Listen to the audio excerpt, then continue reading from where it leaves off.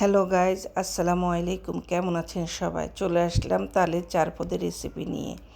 আমি এখানে 4টি তালের পিউরি নিয়ে নিয়েছি। তো অর্ধেকটা তাল আমি নারকেলের দুধ, নারকেল কোরানো আর চিনি দিয়ে গরম মশলা দিয়ে রান্না করে নিচ্ছি। আর বাকি তালটুকু এখানে চিনি দিয়ে দিয়েছি যেন চিনিটা আগে গলে যায়। আর এই দিকটায় আমি গুঁড়ি রেডি করে নিচ্ছি। এখানে আমি আমার তালের পিউরি অনুযায়ী 2 কাপ চাউলের গুঁড়ো আর 1 কাপ ময়দা মিক্সড করে নিয়েছি। আপনারা আপনাদের তাল অনুযায়ী গুঁড়ি মিক্সড করে নেবেন। চিনি আর তালের পিউরির সাথে এখন গুঁড়িগুলো ভালো করে মিক্সড করে নিচ্ছি। এবারে এর মধ্যে দিয়ে দিব সামান্য পরিমাণে বেকিং পাউডার। বেকিং পাউডার দিয়ে আমি আবারও তালটুকু ভালো করে মিক্সড করে নিচ্ছি। এখন এর মধ্যে দিয়ে দিচ্ছি স্বাদমতো লবণ। তারপর এখন এর মধ্যে আবারও অ্যাড করে দিচ্ছি কোরানো নারকেল। এখানে আপনারা চাইলে কোরানো নারকেলও দিতে পারেন, আবার অনেকে কুচানো নারকেলও দেয়।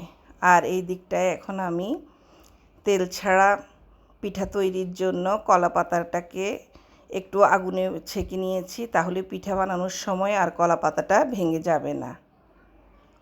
আর এই দিকে আমি তালের কেক তৈরির জন্য বাটি রেডি করে নিচ্ছি। প্রথমে বাটিতে তেল ব্রাশ করে নিয়েছি, এখন আস্তে আস্তে ডো দিয়ে দিচ্ছি।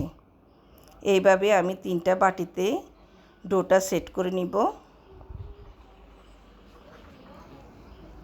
যারা তেল ছাড়া পিঠা খেতে চান তারা চাইলে এইভাবে তালের পিঠা তৈরি করে খেতে পারেন, অনেক মজা লাগবে।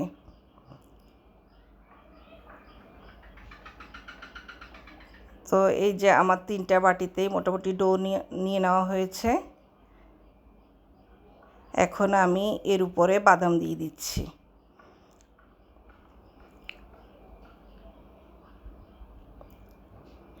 এখন আমি এগুলোকে রাইস কুকারের মধ্যে স্ট্রেনারে দিয়ে ভাপ দিয়ে নিব।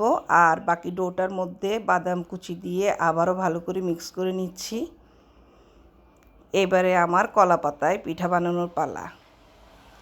এবারে আমি 1 চামচ ডো দিয়ে কলা পাতার মধ্যে একটু মেলে দিব, তারপর এর উপরে ছিটিয়ে দিব নারকেল।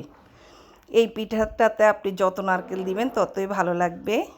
তো এইভাবে আমি সবগুলো পিঠে বানিয়ে নিচ্ছি।